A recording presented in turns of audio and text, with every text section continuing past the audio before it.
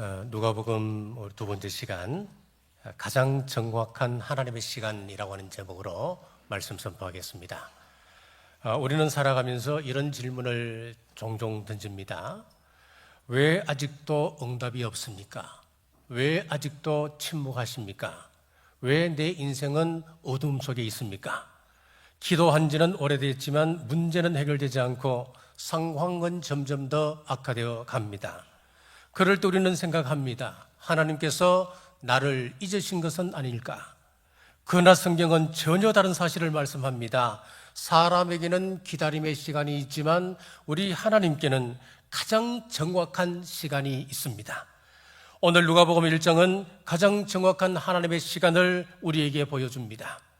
무려 400년 동안 하나님은 아무 말씀도 하지 않으셨습니다. 사람들은 하나님께서 이제 아무 일도 하지 않으신다라고 생각했습니다.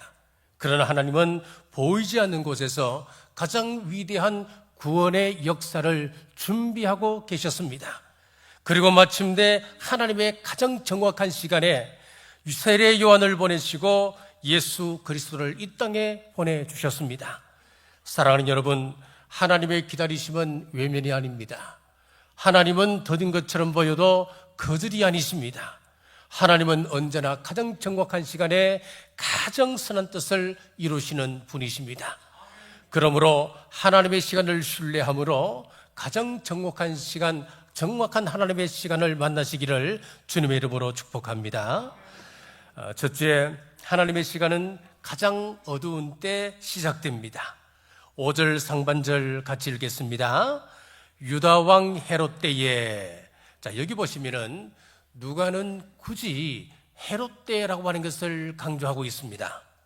왜 그렇습니까? 그때가 가장 어두운 시대였기 때문입니다. 헤롯은 폭군이었습니다. 자기 아내를 죽이고 아들들을 죽였습니다. 메시아가 태어났다는 소식을 듣자 베들레헴에 2살 아래 아이들을 죽였습니다. 세상은 폭력이 지배했고 정치는 부패했으며 백성들은 절망 가운데 신음하며 살아갑니다. 그런데 성경은 놀라운 사실을 말씀합니다. 바로 그때가 하나님의 시간이다. 사람은 헤롯을 봅니다. 그러나 하나님은 메시아를 준비하고 계셨습니다. 사람은 어둠을 봅니다. 그러나 하나님은 새벽을 준비하고 계셨습니다. 사람은 절망을 보았습니다. 그러나 하나님은 구원을 준비하고 계셨습니다. 사랑하는 여러분, 오늘 우리도 마찬가지입니다. 많은 사람들이 말합니다. 나라가 어렵다, 정치도 경제도 어렵고 청년들은 미래를 포기했다 그럽니다. 삼포 세대라고 하는 말이 있습니다. 결혼 포기, 자녀 포기, 취업마저 포기한 세대, 그런 뜻입니다. 참 안타까운 말이지요. 교회도 어렵다고 이야기합니다. 목회자들조차도 지금 이 시대는 부흥이 어려운 시대라고 말합니다. 그러나 부흥은 시대가 만드는 것이 아닙니다. 우리 하나님께서 만들어주시는 것입니다. 성경을 보십시오. 하나님은 언제나 가장 어두운 시대를 가장 위대한 하나님의 시간으로 바꾸셨습니다. 애굽의 노예 시대, 바로가 이스라엘 백성을 노예 삼아 국고성 비동과 람셋을 건축하게 했습니다. 끝없는 노동과 압제, 희망이라고는 찾아볼 수 없는 시대였습니다. 그러나 바로 그때 하나님은 모세를 세우셔서 이스라엘에게 절망의 시대를 구원의 시대로 바꾸셨습니다. 아합과 이세벨의 시대도 우상이 온 나라를 뒤덮고 있었습니다.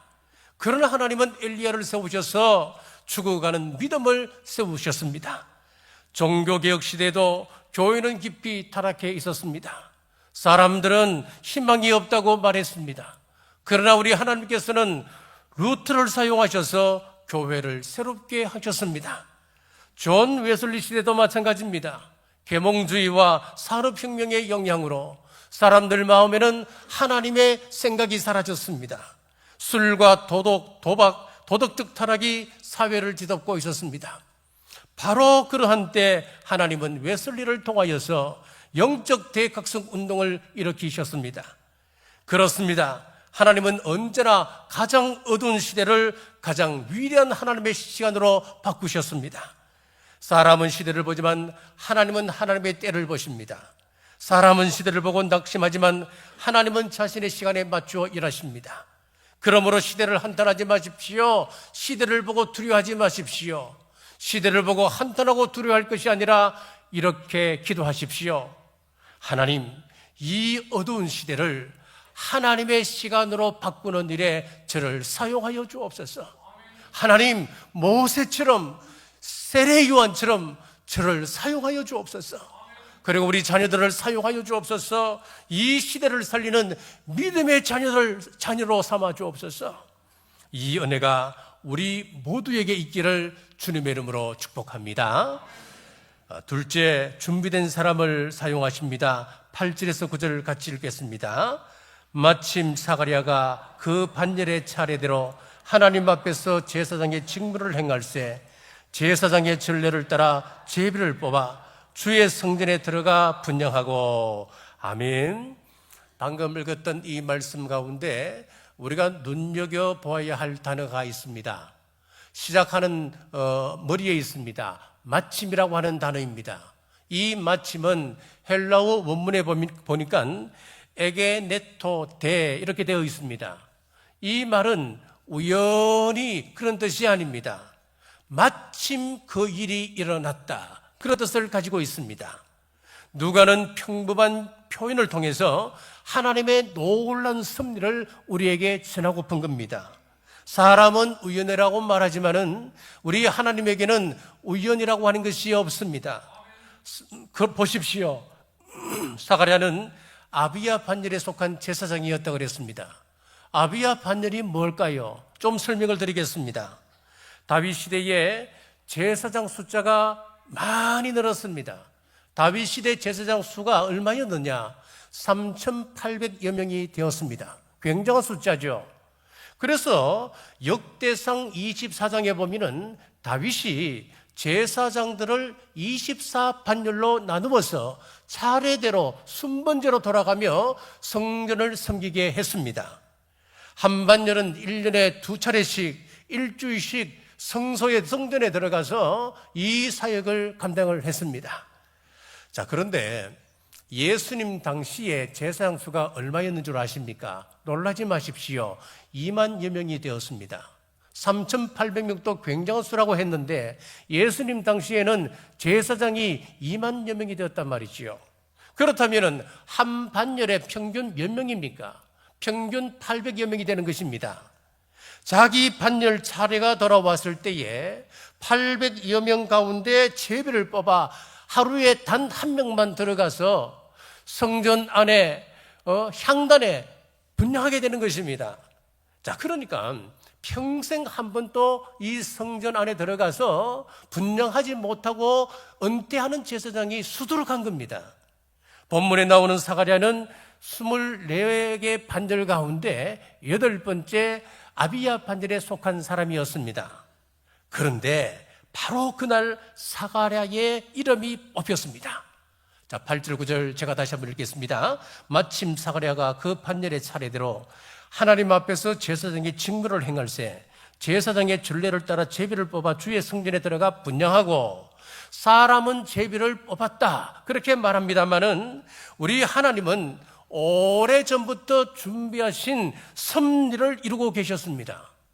생각해 보십시오. 사가랴는 젊은 시절부터 하나님, 올해는 제가 성전에 들어가서 그 분향할 수 있는 은혜가 저에게 주어질 수 있겠는지요? 그는 젊어서부터 그렇게 기도하지 않았겠습니까? 그러나 해마다 다른 사람의 이름이 불렸습니다. 또 기다리고 또 기다렸습니다. 어느덧 노년이 되었습니다. 그런데 성경은 말씀합니다. 마침 그 일이 이루어졌다. 마침 그런 일이 일어났다.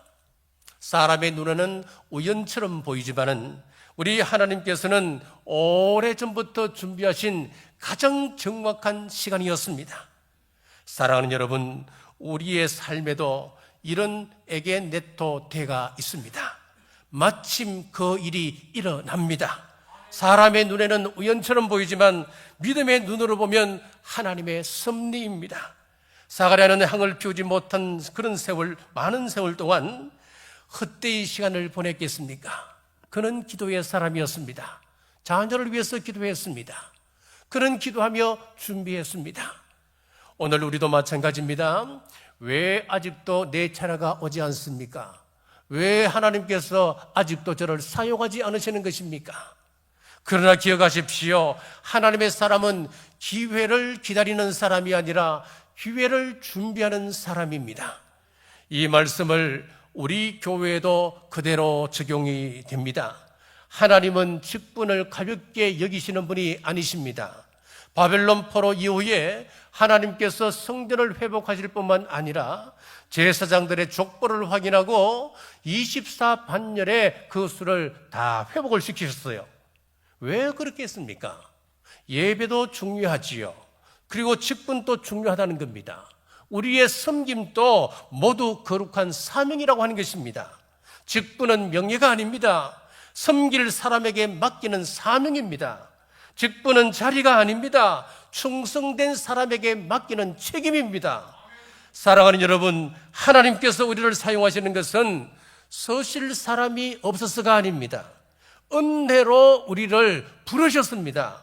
찬양대, 교사, 소그룹 리더, 찬양팀, 주방, 차량, 봉사 등등 우리 모두 하나님의 그런 은혜로 우리는 부르심을 받았습니다. 종종 그러는 분이 계시죠. 왜 하필 납니까? 너무 힘듭니다. 못하겠습니다. 그러지 마십시오. 왜 하나님께서 나를 불렀겠습니까? 여러분, 답은 하나입니다. 하나님의 은혜입니다. 오늘 하나님께서 찾으시는 사람은 능력 있는 사람이 아닙니다. 준비된 사람을 찾으십니다. 그리고 가장 정확한 하나님의 시간에 하나님은 준비된 사람을 부르시고 준비된 사람에게 맡기시며 준비된 사람을 사용하십니다.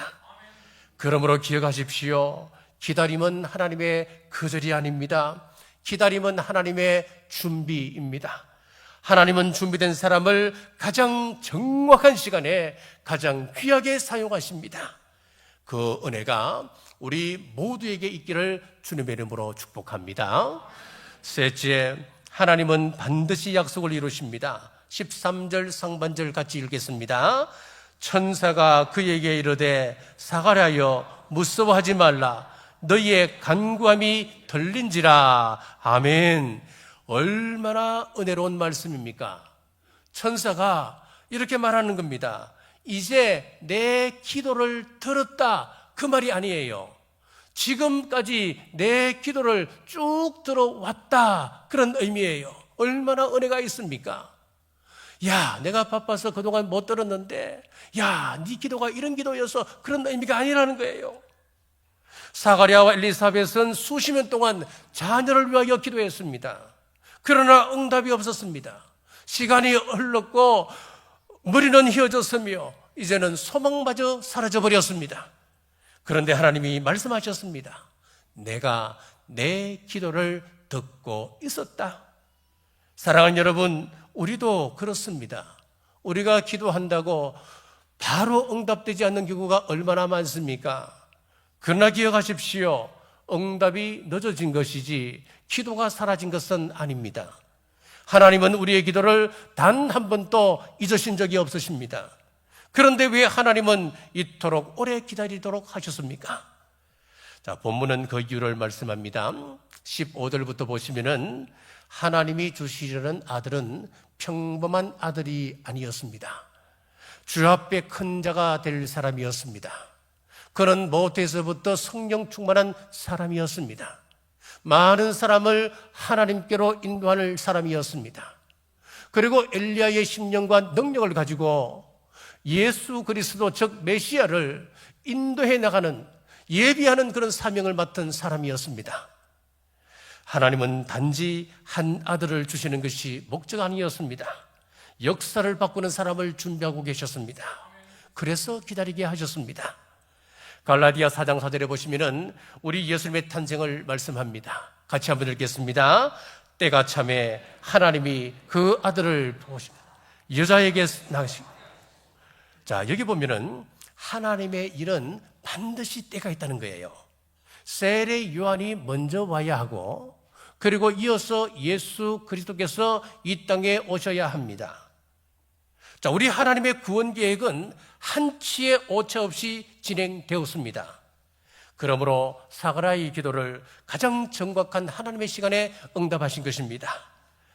자, 사도행전 3장을 보면은 나면서부터 걷지 못하는 한 사람이 있었습니다. 그는 매일 성전 미문에 앉아서 국을 했습니다. 예수님께서 공생의 사역을 하시는 3년 동안 예수님은 수차례 성전을 가셨습니다. 성전에서 맹인을 고치셨고 저는 사람을 고치셨습니다. 마태복음 21장 14절을 같이 읽겠습니다. 맹인과 저는 자들이 성전에서 예수께 나오매 고쳐주시니 아멘. 자, 우리 주님께서 성전에 가시고 또 나오시기를 하셨어요. 여러 번 하셨어요. 그때마다 우리 예수님께서 뭘 하셨습니까? 맹인도 고쳐주셨습니다. 다리 저는 사람도 고쳐주셨습니다. 예수님께서 출입하시면서 이 사람도 고쳐주셨고 저 사람도 고쳐주셨습니다. 그런데 이 사도행전 3장에 나오는 다리 저는 사람, 나면서부터 다리가 불편했던 이 사람에게는 눈길을 쫓아주지 않으시는 겁니다. 여러분이라면 마음이 어떻겠습니까? 왜 나는 외면하시는 것입니까? 왜 나에게는 이런 은혜를 베푸지 않습니까? 왜 저 병은 고쳐주지 않는 것입니까? 왜 하나님은 나에게만 침묵하시는 것입니까? 여러분, 얼마나 이 사람 마음에 큰 상처가 되었겠습니까? 얼마나 섭섭했겠습니까? 우리는 지금 또 많은 간증을 듣습니다. 하나님께서 내 기도를 들으시고 나에게서 암을 치유해 주셨다. 우리는 여러 간증을 들어왔습니다. 그런데 정작 내 병은 낫지 않습니다. 회사가 무너질 위기에 있습니다. 그런데 하나님께서 긍휼을 베풀어 주셔서 기적 같은 은혜를 베풀어 주셔서 우리 회사가 회생되어서 지금 잘 되고 있습니다. 하나님의 은혜입니다. 우리는 할렐루야 아멘 했습니다. 그런데 내가 경영하는 이 회사는 왜 이렇게 어렵습니까? 여러분, 3장에 가서 보면은 우리 예수님께서 성천하신 후 베드로와 요한을 통하여 이 병자를 고치게 하셨습니다. 은과 금은 내게 없거니와 내게 있는 것으로 내게 주노니 곧 나사렛 예수 그리스도 이름으로 일어나 걸으라. 이 사람이 치유받았습니다. 그 기적을 보고 많은 사람들이 솔로몬 행각에 모여들기 시작했습니다. 자, 사도행전 3장 11절 제가 읽겠습니다. 나은 사람이 베드로와 요한을 붙잡으니 모든 백성이 크게 놀라며 달려나가 솔로몬의 행각이라 불리우는 행각에 모이거늘. 지금 사람들이 모여들었습니다. 모인 그 사람들에게 베드로 사도가 복음을 증거하기 시작했습니다. 그랬더니 이런 일이 벌어졌습니다. 사도행전 4장 4절 같이 읽겠습니다. 말씀을 들은 사람 중에 믿는 자가 많은 남자의 수가 약 5천이나 되었더라. 아멘. 그때 이 말씀을 듣고 마음이 변화된 사람들, 예수님을 영접한 사람들이 남자만 약 5천 명이 되었다는 거예요. 여러분, 이제 이유가 보입니다. 우리 예수님은 한 사람의 치유만 계산하신 것이 아니었습니다. 한 사람을 통하여 수많은 사람들이 예수님께로 돌아오게 하시는 하나님의 계획을 그는 보고 있었습니다. 만약 우리 예수님께서 성전에 가셨을 때에 그 자리에서 이 사람을 치유하셨다면 그 한 사람의 치유로 끝났을 것입니다. 그러나 예수님은 잠시 치유를 미루시고 베드로와 요한을 통하여 역사하심으로 5천 명이 복음을 듣고 예수님께로 나오는 그 위대한 것을 보고 계셨습니다. 이것이 하나님의 시간입니다. 여러분, 우리 인생도 마찬가지입니다. 왜 아직입니까? 왜 기다려야 합니까? 왜 하나님은 침묵하고 계십니까? 그때는 알 수 없습니다. 그러나 시간이 지나면 그것이 하나님의 뜻이었구나. 기다리게 하시는 것이 하나님의 뜻이셨구나. 하나님은 가장 좋은 때 가장 좋은 것으로 가장 선한 뜻을 이루어 가십니다. 그러므로 낙심하지 마십시오. 여러분, 기도를 멈추지 마십시오. 하나님은 우리의 기도를 단 한 번도 잊지 않으셨습니다. 우리의 기도와 우리의 눈물과 우리의 기다림을 하나님은 결코 헛되이 하지 않으십니다. 그러므로 오늘도 믿음으로 기다리십시오. 하나님의 때는 반드시 옵니다. 하나님은 반드시 약속을 이루시는 신실하신 하나님이십니다. 이 믿음을 붙들고 끝까지 기도하며 승리하시길 주님의 이름으로 축복합니다. 자, 사랑하는 여러분, 우리의 시계는 조급하지만 우리 하나님의 시계는 늦지 않습니다. 하나님은 오늘도 가장 정확한 시간에 가장 선한 방법으로 가장 아름다운 일을 이루시는 하나님이십니다. 그러므로 기도를 멈추지 마십시오. 기다림을 포기하지 마십시오. 끝까지 우리 하나님을 신뢰하십시오. 혹 오늘은 이해되지 않아도 낙심하지 마십시오. 하나님의 시간이 되면 그때는 반드시 이렇게 고백할 것입니다. 하나님, 왜 그때 기다리게 하셨는지 이제 알겠습니다. 하나님의 기다리게 하심, 우리 하나님의 시간은 언제나 선하십니다. 전도서 3장 11절은 말씀합니다. 같이 읽겠습니다. 하나님이 모든 것을 주여시되 때를 따라 아름답게 하셨고, 아멘, 때를 따라 아름답게 하신다는 거예요.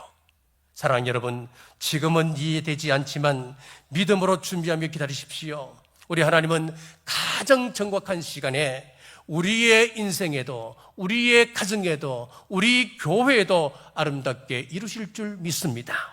이 믿음 붙들고 끝까지 기도하며 승리하는 우리 남부교회 모든 성도님들 되시길 주님의 이름으로 축복합니다. 기도하겠습니다. 사랑의 하나님 아버지, 오늘 또 누가복음 1장의 말씀을 통해 하나님의 가장 정확한 시간을 바라보게 하시니 감사합니다. 우리의 생각보다 앞서 일하시고 가장 좋은 때에 가장 선한 뜻을 이루시는 하나님을 끝까지 신뢰하게 하옵소서. 기다림 속에서도 낙심하지 않게 하시고 말씀과 기도로 준비된 사람 되게 하셔서 하나님의 때 귀하게 쓰임받는 저희 모두 되게 하옵소서. 다시 오실 예수님 이름으로 간절히 기도드리옵나이다. 아멘.